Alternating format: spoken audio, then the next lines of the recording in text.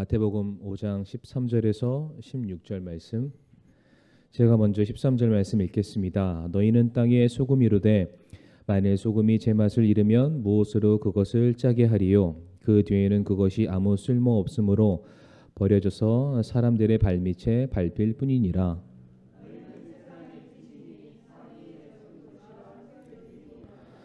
또 사람들이 등잔불을 켜서 통 밑에 두지 아니하고 등잔대 위에 두나니 그리하여야 그것이 집안의 모든 사람에게 빛을 주느니라.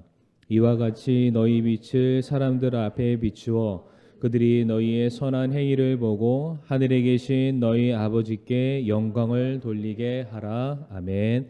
함께 기도하시겠습니다. 고마우신 주님 감사합니다. 오전 예배에 이어서 이 오후 시간에도 말씀을 사모하시는, 또 예배를 귀하게 여기시는 우리 사랑하는 성도님들과 또 함께 이 자리에 또 모였습니다.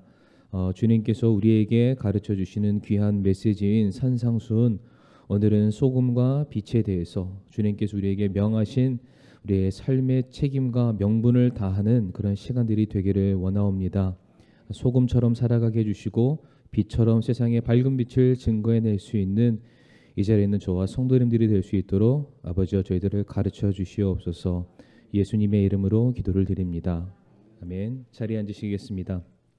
오늘은 마태복음 5장 13절부터 16절까지 말씀을 통해서 소금과 빛에 대한 말씀을 이 시간 함께 나누고자 합니다. 이제 지난 시간까지는 산상수훈에 있었던 이제 팔복의 말씀을 이제 지나서요, 이제 본격적인 산상수훈, 이제 주님의 가르침, 오늘은 이제 소금과 빛에 대해서 함께 말씀을 나누고자 하는데, 우리가 너무 많이 익히 들어왔던 터라 소금이 무엇이고 빛이 무엇이고 우리 성도님들 따로 설명드리지 않는다 할지라도 이미 다 아시리라고 믿습니다. 빛이 무엇이겠습니까? 그러니까 어떠한 죄로 인해 어두운 가운데 살아가고 있는 소망 없는 사람들에게 생명의 빛을 비추는 사람이 되라. 이게 빛에 관련된 말씀이 될 것이고요. 또한 죄로 물든 이 세상을 더 이상 오염되지 못하도록 막아서는 소금과 같은 사람이 되라. 바로 이것이 소금이 주는 우리의 메시지가 아닌가 생각을 해봅니다. 무엇이 되었든지 간에 우리가 소금처럼 살아야 된다, 빛처럼 살아야 된다.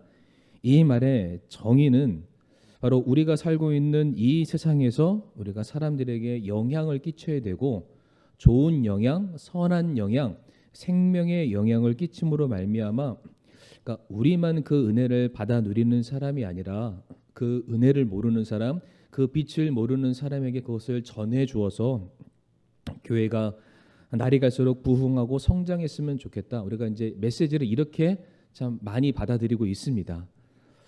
자, 그런데 성도님들, 우리가 한 가지 생각해 봐야 될 게 무엇이냐면, 현재 대한민국에 이제 기독교라고 자칭하는, 근데 이제 이 기독교 안에는 아이러니하게도 이단까지도 포함이 되어 있습니다. 다만 교회라는 명패를 달고 있고요, 성경책을 쓰고 있다는 이유 안에서 기독교라고 통합해서 묶어놓고 있는데, 이 기독교라고 말하는 사람들의 수가 치수가 다 조금씩은 차이가 있습니다만 대략 800만에서 850만 정도 된다고 합니다.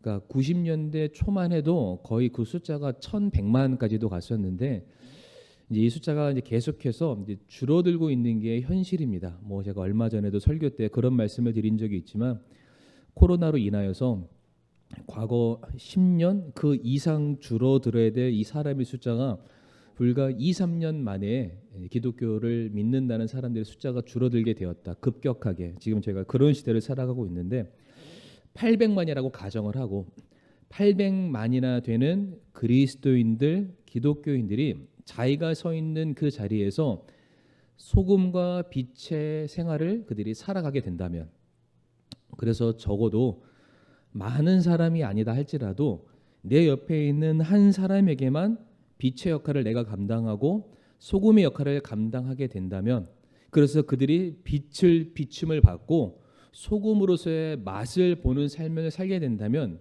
그들이 변하지 않을까요? 그러니까 800만이니까 1년 동안 공을 들여서 계속 빛을 비춰주고요. 계속 소금을 전해주면은 내년이 되면은 800만 곱하기 2 해서 1600만이 되어야 되고요. 그 이듬해에는 3200만이 되어야 되고요. 이제 그 이듬해는 6400만. 그러니까 정말로 그리스도인들이 소금과 빛의 삶을 온전히 살아가고 있다면 현재 대한민국은 5년 안에 기독교화가 되어야 되는 것이 맞습니다. 그런데 현실은 그렇지 않죠. 제가 말씀드렸지만은 기독교 인구는 계속해서 줄어들고 있습니다. 예수님께서도 누가복음 말씀 보면은 뭐라고 말씀하셨냐면은 인자가 올 때에, 인자가 온다는 얘기는 마지막 때를 의미하는 말씀이잖아요. 인자가 올 때에 믿는 자를 보겠느냐라고 말씀을 하셨습니다. 그러니까 믿는 사람이 적어질 거다, 줄어들 거다라고 말씀하지 않으셨고요. 예수님이 말씀하시기를 인자가 올 때, 세상의 끝날이 되면은 믿음 있는 사람을 보겠느냐? 믿는 사람이 없다라는 겁니다. 그러니까 우리가 생각하기에는 복음은 계속해서 전해져야 되고, 전해지는 복음을 통해서 사람들은 계속해서 구원을 받아야 되고, 구원받는 성도가 자기가 서 있는 그 자리에서 빛의 역할을 감당하고 소금의 역할을 감당하면은 더 많은 사람들이 분명 주님의 사랑을 발견하고 교회로 들어올 것이고 구원받을 것이고, 그들도 삶이 변화되어서 우리와 똑같이 서 있는 자리에서 빛의 삶을 살아야 되고 소금의 삶을 살아야 된다라고 생각하기 마련입니다. 그러나 현실은 그럼에도 불구하고 사람들의 믿는 숫자가 증가하는 것이 아니라 오히려 줄어들고 있습니다. 지금 이게 우리가 살아가고 있는 현재 우리들의 현실이자 삶의 주소이기도 합니다. 그러니까 이게 지금 무엇을 우리들에게 말해주냐면은 둘 중에 하나입니다. 뭐냐면은 그리스도인들이 단 누구도 한 명도 제대로 빛과 소금의 역할을 제대로 감당하지 못하고 있다는 것을 말해주고 있고요. 또 다른 차원으로는 빛과 소금의 역할이라는 것이 이게 단순히 숫자가 배가가 되는 메시지는 아니구나라는 겁니다. 그러니까 우리가 그렇게 살면 좋은 영향력, 선한 영향력을 끼치면은 분명히 사람들이 우리를 환대해주고 안아줄 거고 기뻐해줄 거고 더해줄 거라고 생각을 하지만, 우리가 온전하게 빛과 소금의 역할을 감당하면 감당할수록 사람들이 많아지는 것이 아니라 오히려 우리가 핍박을 받을 수도 있다는 겁니다. 오늘 오전에 우리 성도님들에게 말씀에 반응하는 삶이라는 주제로 제가 설교를 했었는데 기억나시죠? 제가 몇 차례 반복을 해서 말씀을 드렸으니까 말씀이 전해지면은 어떠한 반응이 나타난다고요? 누군가는 죽습니다. 누군가는 죽어야 됩니다. 그러니까 내가 죽든지 듣는 사람이 죽든지 전하는 사람이 죽든지 전함을 받은 사람이 죽든지 둘 중에 누군가는 죽어야만 합니다. 근데 이거 자체가 누군가는 죽어야 되니까 배가가 안 되는 거예요.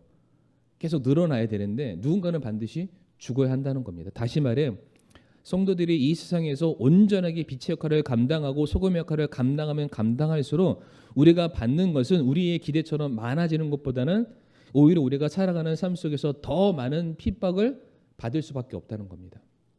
그래서 제가 이 말씀을 묵상하면서 뭘 깨달았냐면, 우리가 빛으로 살아가는 것, 소금의 역할로 살아가는 것, 그것은 분명한 건 우리 그리스도인들이, 구원받은 성도들이 내가 그리스도인이기 때문에, 하나님의 자녀이기 때문에 우리의 신앙의 정체성을 드러내는 거다.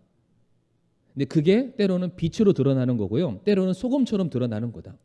그런데 주님께서 그런 말씀을 하셨잖아요. 그러니까 너희가 나를 믿으면, 너희가 내 안에 속해 있으면은 내가 세상으로부터 핍박을 받는 것처럼 너희들도 세상으로부터 핍박을 받게 될 것이다. 너희는 결코 세상에서 사랑받는 존재가 되지 못한다라고 말씀하셨습니다. 우리가 주님처럼 이 세상을 살아간다면 세상 사람들이 우리를 바라보면서 환대하는 것이 아니라 우리를 향해서 돌을 던질 수밖에 없고요, 성도의 진정한 삶의 끝은 주님께서 십자가 위에서 못 박혀 돌아가셨던 것처럼 성도의 삶의 끝은 영광스러운 자리가 아니라 순교의 자리가 되고 죽음의 자리가 되어야 함이 맞다는 것입니다. 다시 말해 우리가 소금처럼 살고 빛처럼 살아갔을 때에 우리가 기대하고 소망하는 바는, 우리가 그렇게 살아갔을 때에 사람들이 우리들의 선한 영향력을 받아서 그들의 삶이 변화되어서 배가가 되는 것도 굉장히 중요합니다. 그러나 더 중요한 것은 내가 그렇게 살아감으로 말미암아 주님의 말씀이 빛이라는 것을 드러내는 것이 더 중요합니다. 주님이 우리에게 주신 이 말씀이 이 죽어가는 세상을 이제 부패시키는 것이 아니라 다시금 살려내는 생명이 담겨져 있다는 것을 우리 성도가 그것을 드러내는 것으로 족하다라는 것입니다. 우리가 이 삶을 제대로 살아내지 못했기 때문에 세상이 우리를 보면서 그 누구도 위협을 느끼지 못하는 겁니다. 두려움을 느끼지 못하는 것이죠. 혹시 성도님들 이 사람 이름을 들어보셨는지 모르겠는데 만들어진 신, 이기적인 유전자, 그 굉장히 유명한 BBC의 다큐멘터리 코스모스라는 다큐멘터리가 있는데 이것을 제작한 사람이 리차드 도킨슨이라는 사람이 있습니다. 아마 우리 대학생은 아마 알 텐데 이 사람이 누구냐면 철저하게 무신론자입니다. 철저하게 무신론자. 이 리차드 도킨슨이라는 이 사람은 이 세상에서 현재 가장 유명한 불신론자입니다. 그러니까 무신론자. 주님을 안 믿는 사람이고요. 오히려 그 사람은 자기가 찾아가는 강연에서 뭘 얘기하는 사람이냐면 신은 없다라고 강연을 하는 사람입니다. 그러니까 이제 이 사람과 믿는 사람들이죠. 뭐 신학교 교수님이나 유명한 목사님이나 아니면 믿음에 대해서 굉장히 해박한 지식을 갖고 있는 사람들이 굉장히 많은 토론을 했습니다. 굉장히 많은 토론을 했는데 때로는 이 사람이 이길 때도 있었고요. 때로는 이 사람이 기독교의 그런 변증학에 의해서 질 때도 참 많았습니다.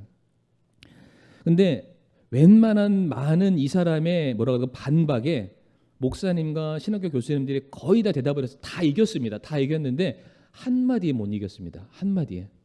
그게 무슨 얘기였냐면 당신들 말이 다 맞다고 치자. 그렇게 얘기했거든요.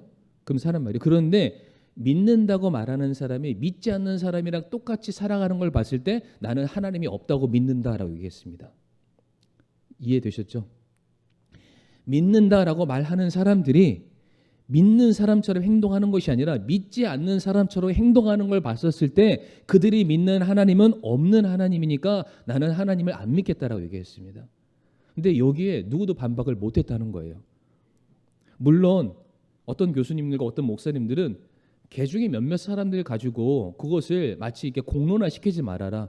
몇몇 사람들이 믿는다고 말하지만은 그들이 죄악된 삶을 살아가는 그 모습을 마치 모든 그리스도인들이 그렇게 살아가는 것처럼 이야기를 하지 말아라라고는 했습니다. 그러나 그럼에도 불구하고 대부분의 많은 사람들이 이 세상을 살아갔을 때에 영원한 것을 추구하고 영원한 것을 붙들기 위해서 영원하지 않는 것을 버리는 삶을 사는 것이 아니라 영원하지 않는 것을 얻기 위해서 영원한 것을 버리면서 살아가고 있다는 것입니다. 주님께서 오늘 말씀에 뭐라고 얘기하셨냐면 너희는 빛이다라고 얘기하셨습니다. 너희는 소금이다라고 말씀하셨습니다. 그렇게 되라라고 말씀하지 않으셨습니다. 그렇게 될 거다라고 말씀하지 않으셨고요. 이미 너희는 빛이다라고 하셨고요. 너희는 이미 소금이다라고 말씀하셨습니다. 그러니까 우리는 빛이 되기 위해서 노력할 필요가 없습니다. 우리는 소금이 되기 위해서 노력할 필요가 없습니다. 그냥 나는 소금이니까 소금의 맛을 사람들에게 보여주면 되는 거고요. 나는 빛이니까 그 빛을 비춰주기만 하면 됩니다. 그 방법까지도 다 알려주셨습니다. 예수님께서 친히 십자가에 못 박혀 돌아가심으로 말미암아 무엇이 빛인지 무엇이 소금인지 이미 우리에게 다 보여주셨고요. 너희가 나를 따르려거든 너희가 내가 지었던 십자가를 동일하게 지고 나를 따르면 된다. 그게 소금이고 그게 빛이다라고 말씀을 하셨습니다. 그런데 그 누구도 예수님처럼 십자가를 짊어지고 나아가는 데까지는 온전하게 감당하지 못하고 있다는 거죠. 한 번은 젊은 청년들이랑 이제 우리 여기 반석교회 얘기를 아니고 이제 제 서울에 있었을 때 젊은 청년들이랑 이제 재미나게 놀다가 농담 삼아서 야 그래도 우리가 젊을 때 우리가 주님을 위해서 십자가를 짊어지고 가야 되지 않겠냐 그랬더니 십자가 목걸이를 걸고 있는 청년이 이걸 획 뒤로 돌리는 거예요. 십자가를 짊어졌습니다. 십자가 목걸이를 딱 뒤로 돌렸더니 등에 십자가가 있는 거잖아요. 십자가를 짊어졌다는 거예요. 제가 이제 말이냐 방구냐 제가 이렇게 말을 하면서 그게 십자가를 지는 게 아니다. 실제로 성지순례를 가잖아요. 그러면은 이게 보고만 오는 사람들이 있고요. 고난의 주일에 맞춰서 실제 십자가를 짊어지는 것까지 하는 사람들이 있습니다. 그것도 돈 주고 하는 거예요. 그러면은 아마 예수님 때 짊어졌던 십자가가 이와 같지 않았을까라는 유사 십자가를 만들어 놓고 짊어지고 딱 갑니다. 근데 처음에 딱 그걸 보고 나도 한번 해볼까? 제가 그 생각을 했었습니다. 근데 뭔가를 딱 보고는 제가 저 가짜다라고 해서 제가 포기했어요. 왜 그러냐면 십자가를 딱 짊어지는데 엄청나게 큰 십자가거든요. 실제 예수님 때 짊어졌던 십자가의 무게가 몇십 킬로그램에 육박했다고 합니다. 근데 비슷하게 생긴 건데 딱 가는데 너무 이 사람이 십자가를 메고 너무 자연스럽게 가는 거예요. 뭐지? 딱 봤더니 십자가 맨 밑에 바퀴가 달려 있습니다. 그래서 이제 끌고 가는 거예요. 저희 아이들도 이것만 딱 버틸 수 있는 힘만 있으면은 골고다 언덕이 뭐겠어요? 무등산까지도 끌고 올라가겠더라고요. 제가 저거는 아니다. 물론 이제 제가 말씀드리는 거는 이제 극한의 어떤 일부일 뿐이고 실제 정말로 그거를 짊어지고요. 정말로 채찍까지 맞아가면서 올라가는 사람들이 있습니다. 그런데 우리가 그거를 맨다고 해서 그거를 짊어지고 채찍을 맞는다고 해서 그게 정말로 십자가를 짊어지는 삶일까요? 그게 정말로 우리가 빛과 소금의 역할을 감당하는 삶을 살아가는 것일까요? 그렇지 않습니다. 오늘 본문 말씀에 주님께서는 뭐라고 말씀하셨냐면은 너희는 땅의 소금이다, 땅의 빛이다라고 말씀하셨습니다. 성경에서 땅은요 세상을 의미합니다. 그러니까 우리가 소금이고 빛이라는 것은 교회 안에서 소금이랑 빛이 아닙니다. 우리가 세상에 나아갔을 때 여기 앉아 계신 성도님들이 소금의 역할로서 드러나게 되는 것이고요. 여기 앉아 계시는 성도님들이 빛으로 드러나게 된다는 겁니다. 그렇잖아요. 성도님들 소금만 드시는 분 계시나요?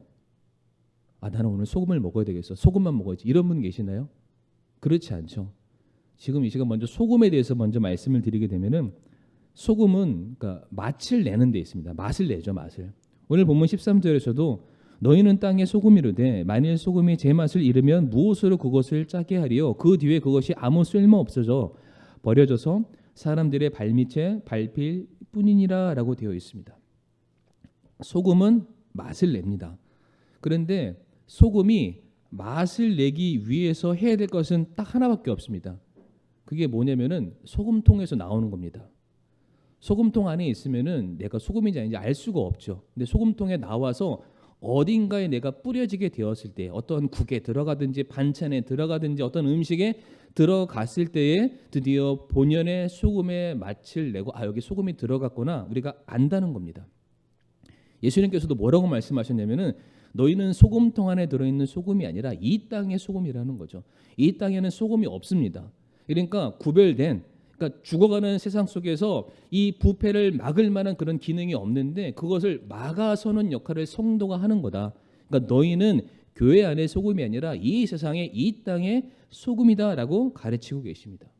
다시 말해서 우리가 세상 안에 들어가서 우리의 역할을 감당하고 그 자리에서 내가 녹아지고 어우러지고 맛을 내는 역할을 감당해야만 드디어 우리가 소금이라는 직분과 우리들의 책임과 사명이 드러날 수 있다는 사실입니다.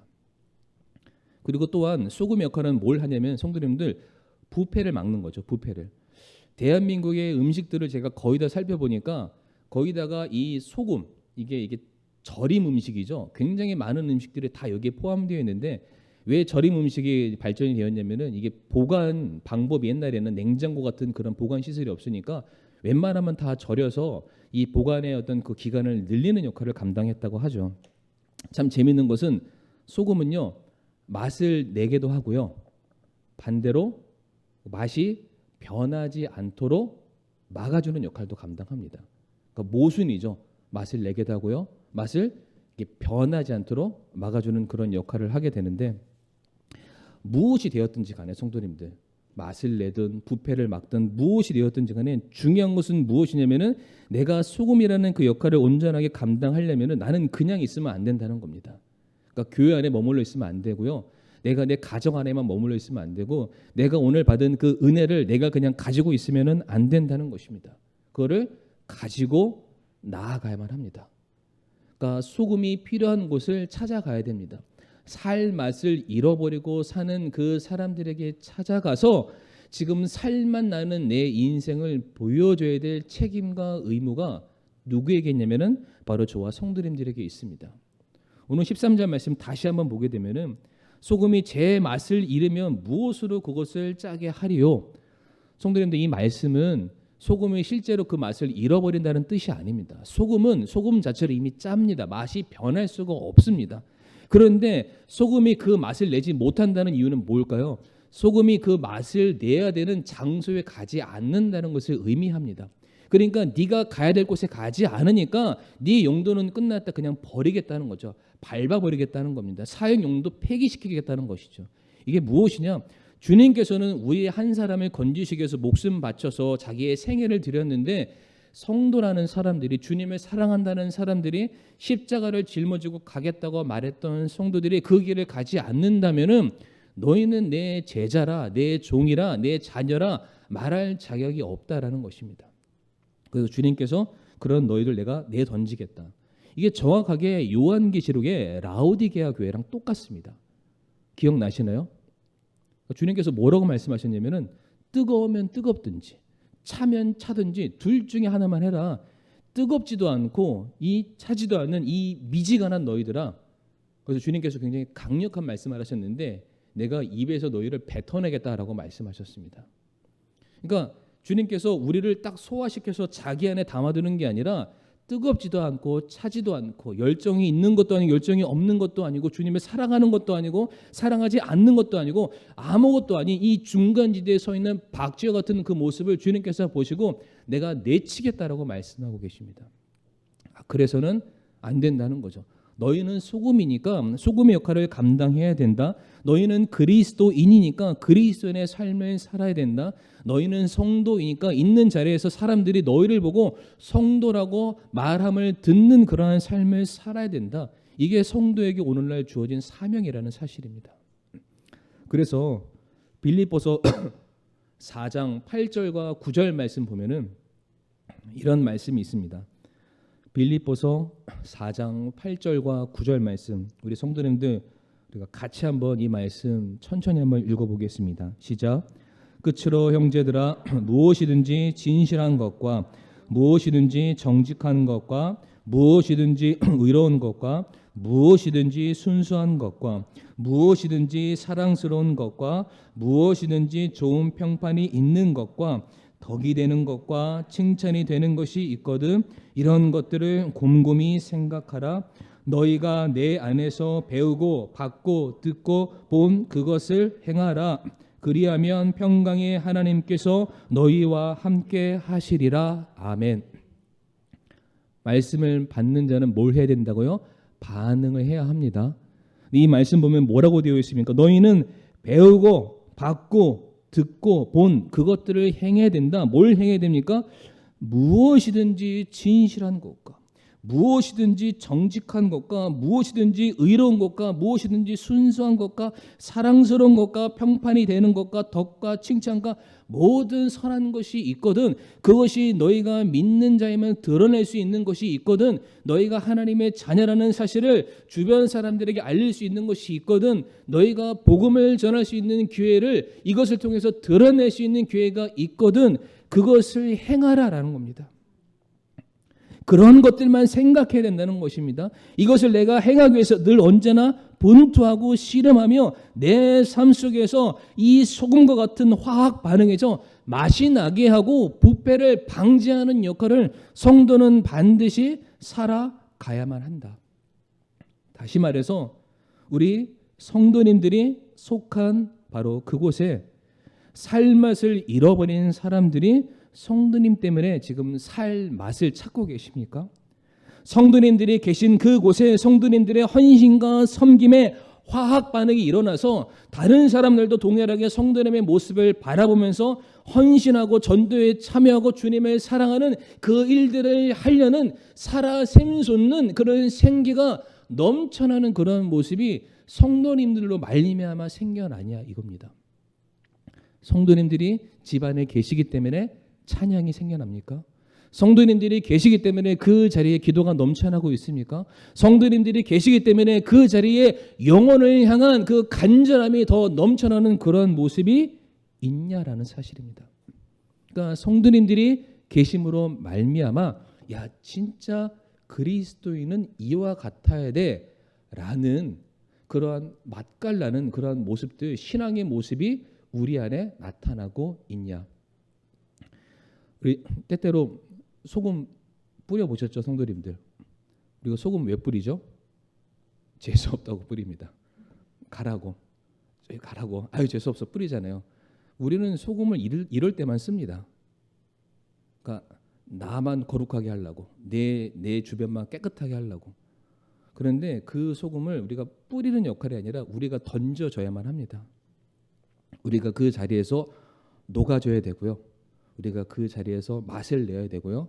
우리가 있음으로 말미암아 더 이상 죄는 중단되고 복음이 선포되는 그러한 삶의 모습들이 반드시 나타내야 한다는 것입니다. 우리가 이 역할 제대로 감당하지 않으면 주님께서 하신 말씀을 꼭 기억하시길 바랍니다. 소금이 제 맛을 잃으면 어쩌리요? 그냥 던져져서 발에 밟힐 뿐이다. 실제로 밟힐까요? 그러지는 않겠죠. 그러나 우리가 사랑하는 주님을 만났을 때에 잘하였다 충성된 나의 종아 라는 칭찬은 우리가 아마 듣기 어려울 것입니다. 근데 빛도 마찬가지입니다. 주님께서 우리에게 너희는 빛이다 라고 말씀을 하셨죠. 당연히 빛이 있는 곳에는 뭐가 없습니까, 성도님들? 어두움이 물러갈 수밖에 없는 것처럼 성도님들이 계심으로 말미암아 그 자리에 거짓과 위선이 물러갑니까? 성도님들이 계시는 그 자리에 남들을 향해서 비난하고 수군거리고 정죄하는 그런 모습들이 물러가고 있습니까? 성도님들이 그 자리에 계심으로 말미암아 진리와 생명의 빛이 옆에 사람들에게 전해지고 있습니까? 성도님들이 계신다는 그 사실 하나만으로 하나님의 영광이 드러나고 있습니까? 우리 성도님들 중에 그런 분들이 꼭 반드시 계셨으면 합니다. 우리 어떤 집사님이 계심으로 말미암아 어떠한 성도님이 계심으로 말미암아 이 자리가 세상 사람들이 모이는 그런 소규모 모임, 동호회 활동 그런 모임이 아니라 이분 때문에 우리가 항상 모든 교제의 구심점은 우리를 사랑하는 주님이고, 그리고 우리가 세워야 될 몸된 교회를 위해서 우리가 한 마음으로 기도하고 영혼 구령을 위해서 우리가 새롭게 무장하고, 또한 우리 주변에 있는 다른 성도들의 연약함을 위해서 눈물로 함께 기도할 수 있는 그 모든 놀라운 사랑의 씨앗을 뿌리는 그 구심점들이 우리 성도님들 한 분 한 분 되실 수 있기를 간절히 부탁을 드립니다. 비록 우리가 가지고 있는 이 빛이 성도님들 이 세상을 다 밝히 비춰낼 수 있을 만한 그런 역량은 아닌다 할지라도, 그러니까 내가 이 말씀의 빛을 들고 있으면 적어도 내가 서 있는 자리는 비춰주잖아요. 우리가 어디 서 있는지 사람들한테 보여줄 수 있잖아요. 나라는 사람이 그래도 적어도 진리의 말씀 위에서 항상 나 자신을 정결하게 구분하기 위해서 항상 말씀의 빛을 내 앞길에 비추어서 정도 진리의 길을 걸어가고 있음을 내가 주변 사람들에게 보여준다면 적어도 사람들이 다른 곳은 가지 않는다 할지라도 성도님 들고 있는 말씀의 빛을 따라서 성도님들과 함께 한 걸음 한 걸음 따라오지 않겠습니까? 적어도 나로 말미암아 구원받아야 될 한 사람 한 명의 영혼이 있어야 되지 않겠습니까? 그것이 내가 사랑하는 가족이면 너무 좋고요. 내 주변에 있는 친구들이면 더더욱 좋고요. 나로 말미암아 구원받는 사람들의 숫자가 많아지면 많아질수록 얼마나 우리들이 감사할 수 있는 제목들이 많아지겠습니까? 그래서 16절 말씀 보게 되면 이와 같이 너희 빛을 사람들 앞에 비추어 그들이 너희의 선한 행위를 보고 하늘에 계신 너희 아버지께 영광을 돌리게 하라라고 되어 있습니다. 그러니까 우리가 뭔가 대단한 일을 해서가 아니라 그냥 내가 빛이라는 사실을 잊지 않고요. 내가 소금이라는 것을 잊지 않고 이 세상 사람들처럼 사는 것이 아니라 이들과 구별된 모습으로 내가 정말로 주님을 사랑하는 이 모습으로 말씀에 반응하는 삶을 살아가게 되었을 때 사람들이 저희를 보고요. 하나님을 바라보게 됩니다.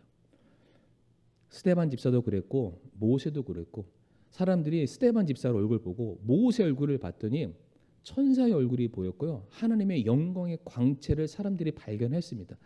그러니까 모세랑 스데반은 하늘을 본 사람들이었고요.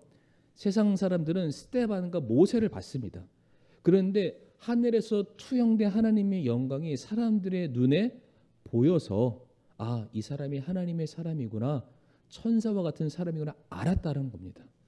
그러니까 내 삶 속에서 내가 소금이라는 거, 빛이라는 거 잊지 않고 살아가기만 해도 세상 사람들이 그거 보고 안다는 거죠.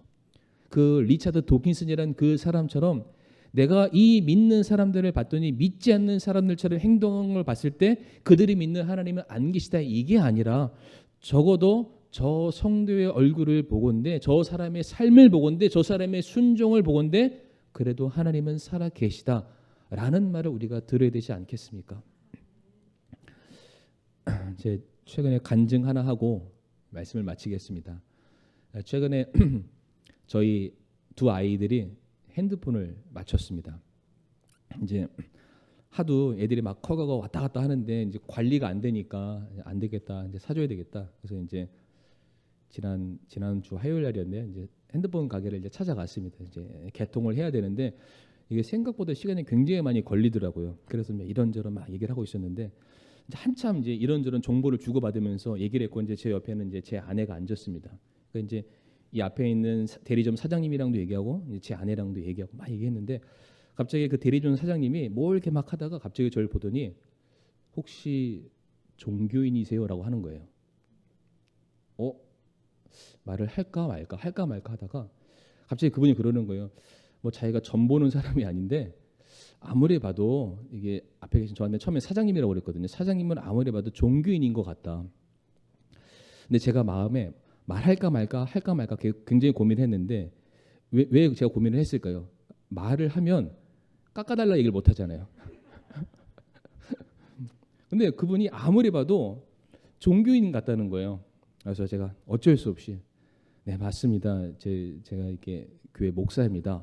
그 사람이 아니나 다를까 앞만 봐도 말씀하시는 거에 절제된 그 단어들이 교회 다니시는 분 같다. 근데 그냥 교회 다니는 분 같지는 않고 뭔가 종교적인 일을 하는 사람 같았다라고 얘기를 해주는 거예요. 그래서 제가 이제 여기 코끼리 카센터 앞에 있는 반석교회 목사입니다. 그랬더니 그러냐고 그러면서 자기 친구도 목사라는 거예요. 저쪽에 관산인가 장흥 쪽인가 그쪽에서 목회를 하고 있는 조그마한 교회를. 그러면서 친구가 하도 오라고 했는데 자기는 이제 안 갔다. 근데 저를 보더니 그런데 목사님 궁금한 게 있어요라고 물어보는 거예요. 자기 가게에 숱하게 믿는다는 사람들이 막 들어왔대요. 그래서 전도지도 나눠주고 뭘 얘기를 하는데 그 사람들이 얘기할 때는 그게 그냥 듣기가 싫었대요. 그냥 남의 장사하는 데서 방해하는 것 같으니까 그냥 네 알겠습니다 가세요 이제 이 정도로만 했다고 합니다. 근데 갑자기 저한테 그 사람들 했던 얘기들을 다 물어보는 거예요. 정말로 지금 우리가 세상 끝날을 살고 있다고 하는데 진짜 세상의 끝은 오나요? 뭐 이런 것도 물어보고요. 그러니까 그 사람들한테 들었던 궁금한 것들을 저한테 막 물어보더라고요. 그래서 제가 이제 그 시간에 뭐 성경책은 없었으니까 그래도 제가 알고 있는 한에서 그걸 이제 다 설명을 해줬습니다. 그걸 하면서 무슨 생각이 들었냐면은 말 한마디만 제대로 해도 사람들 앞에서 이 사람이랑 저랑 알 게 뭐가 있겠습니까? 무슨 상관이겠어요? 뭐 평상시 아예 마주치는 그런 사람도 아니죠. 근데 그 사람 앞에서 제가 하는 말과 언행 자체가 다른 사람들과 다르게 보였다는 겁니다. 이게 제 칭찬이 되네요. 절대로 오해하지 마시기 바랍니다. 저는 그렇게 교만한 사람이 아닙니다. 그러니까 오히려 그런 저를 보면서 신뢰하게 되고 물어본다는 거죠. 그냥 비근한 예로 성도님들 그냥 가볍게 들으시라고 제가 말씀드린 거긴 하지만 과연 우리가 있는 그 자리에서 우리가 그래도 우리 인생에 대해서 이렇게 고민을 하고 있는데 그래도 쟤는 하나님 믿는다면서 인생의 문제, 가장 큰 과제인 죽음의 문제를 해결했다면서 인생 이후의 삶에 대해서 해결했다면서 쟤한테 한번 물어볼까? 우리가 이런 말을 한 번쯤은 들어봐야 되지 않겠습니까? 적어도 많은 사람들 앞에 옳고 그름에 대해서 우리가 나눌 수 있는 그 온전한 기준이 우리가 되어야 되지 않겠습니까? 뭔가 많이 배운 사람, 좋은 학교를 다니고 있는 사람, 그 세상적인 권력 있는 사람들 찾아가서 그들이 가지고 있는 권력 앞에 굴복하는 것이 아니라 저와 사랑하는 성도님들이 붙들고 있는 흔들리지 않는 진리의 빛, 이 어두운 세상을 이제 쇠퇴하지 못하도록 막아서는 소금과 같은 그 말씀을 붙들고 있는 우리들에게 찾아와서 어떻게 해야 내가 영생을 얻으리까? 오늘 베드로의 설교를 들었을 때 그 사람들이 베드로에게 찾아와서 그 찔린 그들의 상한 마음을 어찌할 수 없어서 베드로가 그랬잖아요. 어찌하면 되겠습니까? 이거를 말해줄 수 있는 기준이 저와 성도님들에게 있기를 간절히 바랍니다. 이게 바로 이게 소금이고 빛이라는 겁니다. 뭐 소금에 대해서 빛에 대해서 이미 너무 많이 우리가 많이 들어왔기 때문에 중요한 거는 이제 우리가 그것을 가지고 나아가서 사람들에게 살 맛을 나게 해주고요. 그리고 그들이 방황하고 헤매고 있는 그들에게 올바른 길을 제시해 주는 성도가 진짜 소금이고 진짜 빛의 역할을 감당하게 된다는 것입니다. 바로 그 성도님들이 제가 되길 원하고 이 자리에 앉아 계시는 우리 사랑하는 성도님들이 되기를 간절히 바랍니다. 이 시간 함께 머리 숙여 기도하겠습니다. 오늘 주님께서는 저와 성도님들에게 너희는 소금이다, 너희는 빛이다 라고 말씀하셨습니다. 우리가 소금이라는 것을 알려면은 소금 가운데 있어서는 안 됩니다. 우리가 빛이라는 것을 알려면은 빛 가운데 있어서는 안 됩니다. 살맛을 잃어버리고 살아가는 자들 가운데 우리가 찾아가야 되고요. 갈 길을 잃어버리고 살아가는 자들 가운데 우리가 서 있어야 그들이 우리를 바라보고 하나님을 발견하게 되는 것이고요. 또한 그들이 인생의 진정한 생명, 살 맛을 그때 얻게 되는 것입니다. 그렇기 때문에 하나님, 제가 소금인 것을 잊지 않게 해주세요. 제가 빛인 것을 잊지 않게 해주세요. 저로 인해 누군가가 살맛 나는 인생 살게 해주시고 저로 인해 누군가가 제대로 된 인생의 길을 걸어갈 수 있게 해주세요. 저로 인해 하나님의 영광을 받으시기를 간절히 원합니다 라고 이 시간 함께 머리 숙여 기도하겠습니다.